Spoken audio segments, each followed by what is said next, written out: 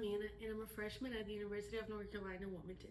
Today, I'm going to be presenting my final project for my leadership class, and I thought it would be nice to share with everyone else, not only because I needed to do this anyway, but I really wanted to share with everyone because taking a leadership class, really opened my eyes for a lot of things, not only inside the class, but on my day-to-day life. I'm taking this class with Dr.Dar as LED 211. I would 100% recommend at least taking one leadership class. It's a really great class, especially with Dr. Dar. He's not only a professor, but he's also a speaker, and having him as my professor really opened my eyes for a lot of things, especially in my private life. That I think he didn't even realize that because I think a lot of things that professor says affect us, but they don't really know that. So, yeah, letting him know now that he really impacted my life in a lot of ways that I'm really grateful that I had him as my professor. So now going a little bit more into course context. In LED 211, we explore leadership through 3 lenses. The first one being the Northouse book, Introduction to Leadership. Personally, I think is a really great textbook. I really enjoyed the readings, especially and I really enjoyed doing the self-assessments that they have at the end of each chapter. I think that's really interesting because you get to know more about yourself and not only what the class is requiring. And this class is about getting to know more yourself and your styles, and really great class. Basically, so Northouse, the first one with the book. The second one is the Clifton Strengths Finder that I put my results right here, but I don't know if you're able to see. My number one, I just got the top 5. My number one is Relator, which I really relate to because I really relate to everyone else. Second one, Strength being competition. Third one being strategic. Fourth, consistency, and 5, activator. Basically what we learn from that is our strengths, and it's not because top 1 and top 5 that means that the top 5 is less than top 1. It's just how it shows in your day-to-day life. And I think everyone should do that assessment because it really makes you understand how your mind work for your life. And then the third lens that we use is the social change model, which comes from the Leadership for a Better World book, which talks a little bit more about consciousness of self, which is knowing your values, and then congruence, which is basically aligning your actions with those values, commitment, collaboration, and common purpose. Now slide 3, I brought my thesis, which is leadership is practice, not a position. I took really long to understand that because I grew up with my dad being my main leadership model since I was a kid, but it was always within his work, and he always held a higher position, so like a manager, a director, the head of his department. So I relate being a leader with having a higher position. In this class, especially Northouse book really opened my eyes for that.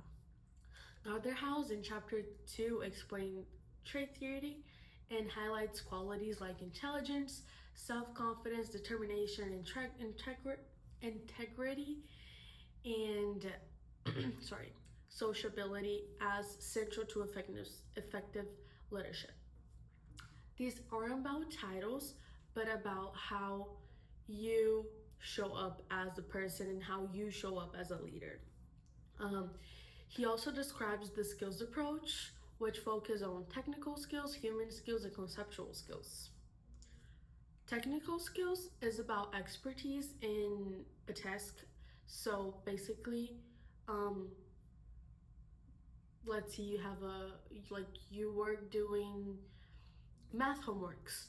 Um, you're an expert. Like your expertise is that. Like you have the knowledge to do that. And then human skills that are about building relationship. So a little bit more like a little bit different from solving a problem is connecting and creating relationship with other humans. And then for a last conceptual skill, um, are skills about seeing the bigger picture.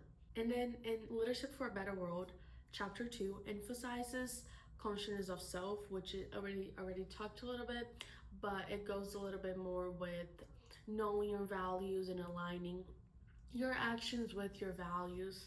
And then for me, leadership is about aligning all those traits and skills and values and practicing them not only inside of a workplace, but in your day to day life, and not waiting to be given a title to have that leadership um, inside of you. Because honestly, if you're a leader, you're a leader.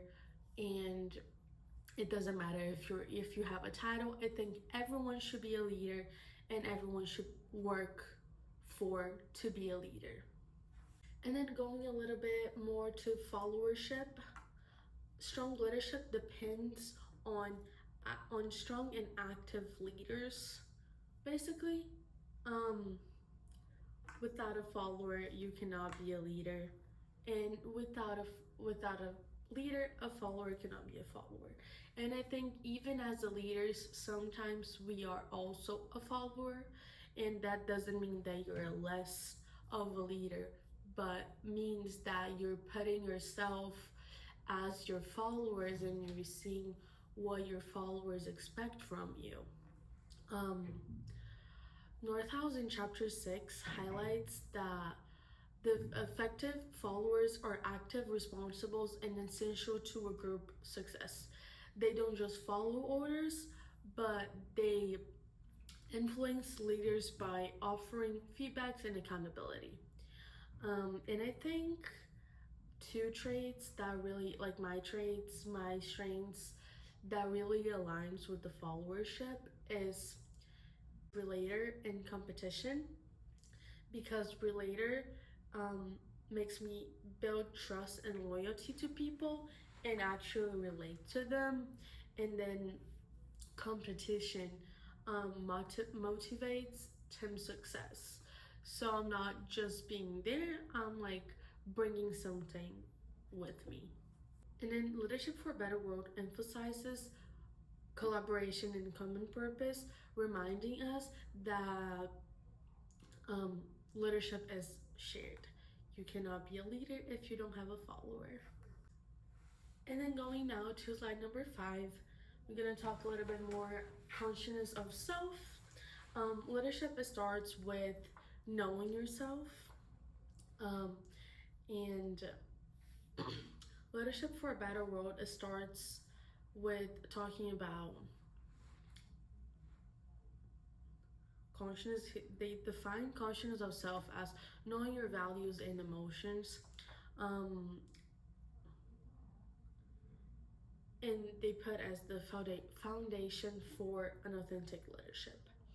Northhouse in chapter 4 um, on authentic leadership says that self-awareness is one of the 4 key components um,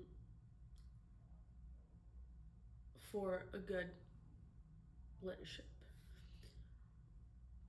For me, this came alive when actually this past semester, during this semester for my English class, um, when I started a project and I had to think about more my values as an immigrant student, and not just like immigrant but multicultural.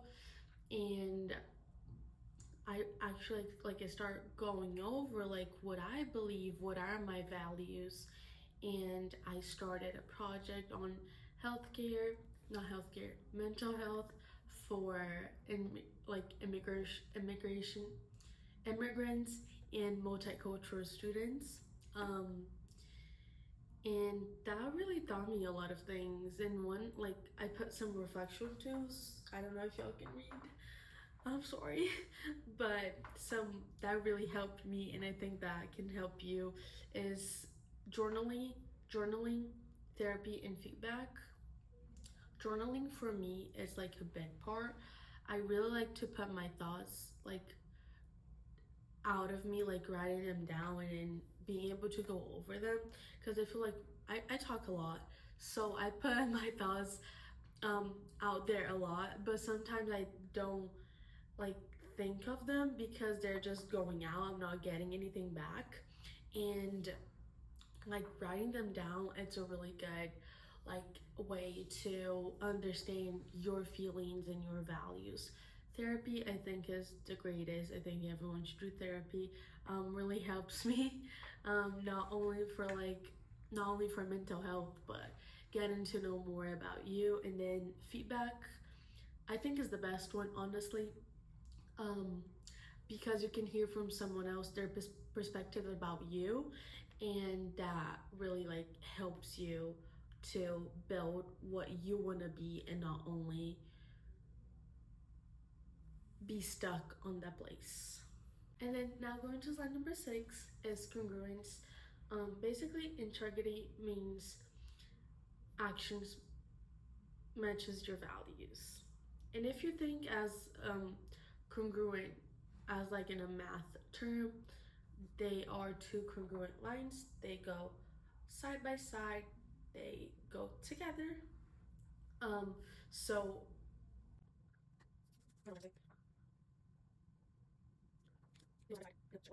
and then Northern in chapter 5 on transformational leadership emphasizes that integrity and authenticity act as a key to trust. Um, and I agree with that. And then Leadership for a Better World basically says that congruence equals to authenticity in practice. I really thought, like, I always thought that confidence mean being perfect, um, but that's not true at all. Um, yeah, let's go to the next one. Now, slide number 7 is communication, and communication is more than clarity, is empathy and clarity together. Northern has on chapter 3 on skills approach highlights human skills like listening and empathy, um, which really shows that you need to be able to relate and listen, not only talk to your audience. You need to know what they're expecting from you. You need to hear both sides to have a good communication. And then my relator and my strategic strengths um, makes me connect deep with the people that I'm working with, and my strategic makes me frame ideas clearly to come up with something bigger. And then on Leadership for a Better World, chapter 4 says that collaboration depends on listening. And that really applies for like group projects, because I know everyone already did like a group project where they just want to take everyone's work because they seem to not really care about the project or not be interested in working in the project, and you just get tired of them. And I mean, that's me. Um, and you just want to do it everything. And after this whole class, it made me realize that sometimes we need to be able to listen more to people and hearing like what they want, because sometimes like you're just doing your own project and people are like not interesting, not wanting to work, but you never got to like listen to what they want to do and what they're interested on doing. So we're gonna move on for slide number 8. Delegation and confidence. Trusting others builds stronger terms. Delegation and confidence go hand to hand. In Northhausen chapter 2 on situational leadership shows that leaders um, adapt to their style to follower readiness. So basically what they say here is that the leaders know like what their followers are up to and they will adjust to the followers readiness, so like whatever the follower is comfortable or can do best. um, and sometimes that means delegating responsibilities. So like you're never gonna know if someone is able to do something until you give them something to do. And that Leadership for a Better World, Chapter 3, emphasizes collaboration and common purpose. Sharing responsibilities is leadership. Then, one thing that Dr. Dar always reminds us is being like it's vulnerability. Vulnerability. I can speak today. Vulnerability. Vulnerability. Vulnerability. Vulnerability. Um, Being vulnerable is not like showing your weaknesses too, but when you're when you show vulnerability, you're opening yourself to other people showing theirs too, showing their vulnerable side too, and that makes your connection built in stronger. Now we're gonna go to slide number 9. 9 is leadership is relational. Connection matter more than control. So um, Northhouse mentions in chapter 6 on path um, go through these stages that leaders motivate by clarifying paths and removing obstacles. Basically, you need to connect to your followers, to the people that are following you. And then Leadership for a Better World on chapter 3 emphasizes common purpose. Peer support networks show me that leadership is relational, not about control. And one example for me, it was at my work too. I think a lot of these experiences we get from work, but it can sometimes be out of work too. It's just the ones that come to my head now is about work and stuff. But I had to work with this girl, um, and my boss, my manager, put me to train her because she was new and I did not want to relate to her. I was just doing what my boss said, and I didn't actually got to know her for like really long. And then someone came up to me and it was like, "Hey, this girl that you trained, she hates you." And then I was like, "Why does she hate me?" And then I went and I had a conversation with her. Like after we quit, we moved down here and we ended up working in the same place again. And I was like, "Hey, this girl, why do you hate me?" And then I was like, we had this whole conversation about it. And now we were able to, I was able to connect with her not only through like being the one that trained her, but being friends with her and seeing like what she was expecting from me at that time and what I was expecting from her now.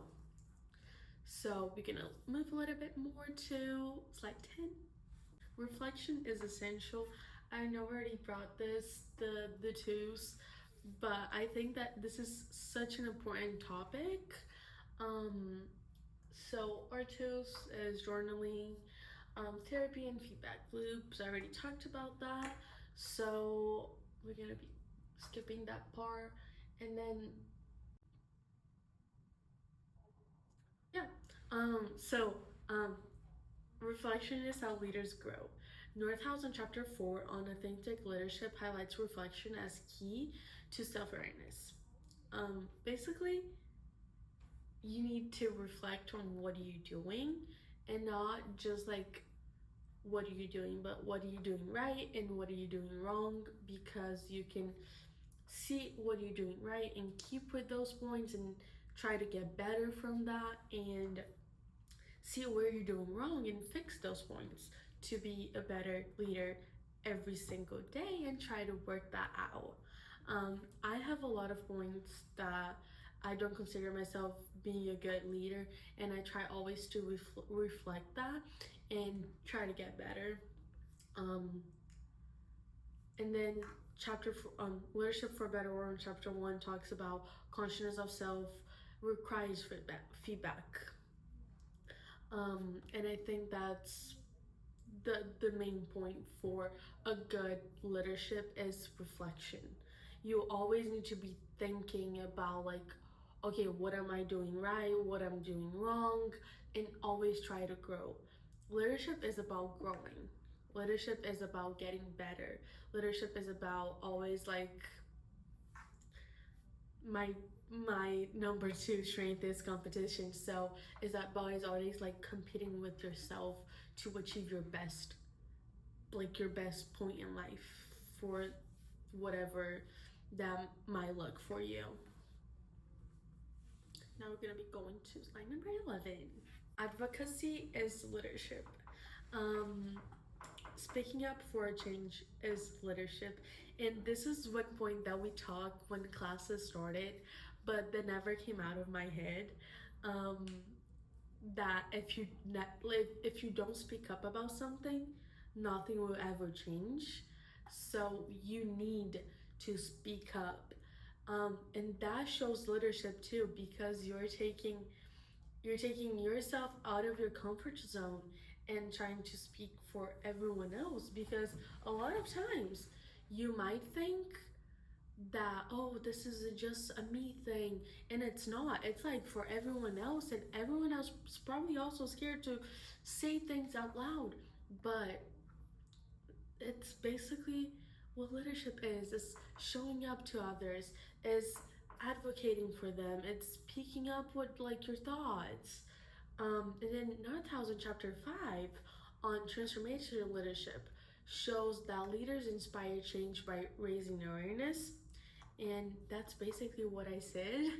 I just wanted to put the book on there, and I think that leadership is all about speaking up and advocating for others.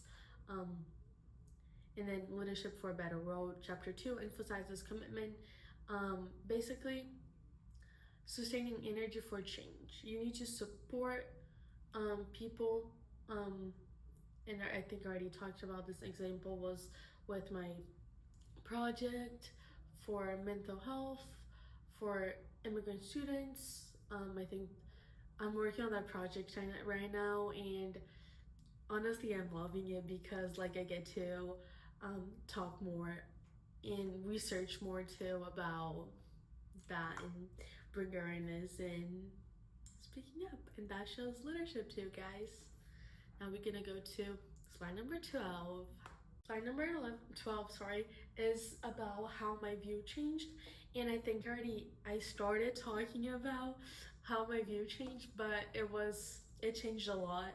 About, I learned that leadership it's how like you influence people and not about authority. And I think that's so true. My view changed with that.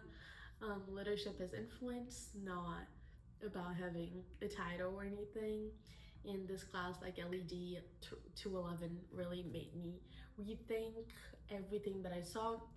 Being with a higher position, having a title, does not mean that you're not a leader. That's not what I'm saying. But not having a title doesn't make you less of a leader. Like leadership counts like with your day-to-day actions. So going to class, speaking up in class, trying to bring your point that no one brought it yet, um, discussing in class with your colleagues, and like thinking about like how you can make the change, how you can influence people, not only in a workspace, not only with the title, not only being a boss, but with your day-to-day life. Now we're gonna go to Slide number 13. 13, I'm going to be going over a little bit more deep into my Clifton Strengths top 5 strengths. I think I already talked a little bit about that, but my top 5 is relator, competition, is strategic, consistent, and activator. And I really relate to that. Relator basically means building trust and loyalty. Competition means drive for excellence, and I 100% agree with that. I'm always trying to um, do better than the last time. It's strategic, it's planning and vision. So always trying to like plan the best way to do something, or plan the best way to work out something and seeing not only the like whatever you're working on, but the result too, and seeing the best ways to get to that point, to get to that result. And then consistency, that's a really strength of mine. I'm really consistent on a lot of things, like everything. I'm too consistent with it.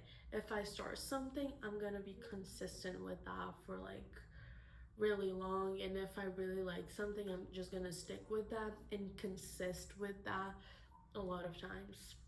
And an activator, um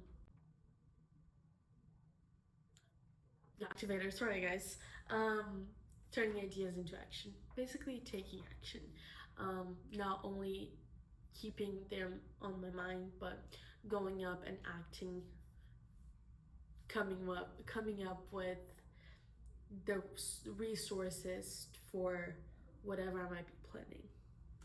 Now we're gonna go to the last slide. And then slide number 14, our last one, is our final reflection and a call to action. Leadership is everyday authenticity. This course taught me that leadership practice is a practice and not a position, and your strengths is our strength is an authentic leadership toolkit. I forgot what I was gonna say. Call to action. Call to action. Choose authenticity daily, because you cannot go wrong being yourself. And for me, being a leader is being yourself. You cannot pretend. You cannot uh, hide anything, because if you're hiding something, why are you even in that position? Why are you even trying to lead everyone else? You should show your truly self to everyone on that is working with you, because they deserve to know the truth. Um, so yeah, that was my project. Thank you. And then I have a final quote. Authentic leadership comes from within, combining personal values, emotional honesty, and your communication to create a strong relationship and lasting influence. That was actually something that my dad helped me coming up with it. Um, he's my biggest model for leadership, and I already said that, but he's a really big part of my life. And I hope everyone in here enjoyed this video. I came up with so much struggle to finalize this project, and now really test my strengths. I was almost done with my whole project, and then while editing my last video, my computer decided to crash, so I lost access to everything that was working. So I hope this video turns out and everyone likes this just as much as the other one that I was working with. I really enjoyed recording this and working on this project, and I hope y'all enjoyed the video just as much as I did recording it. Goodbye!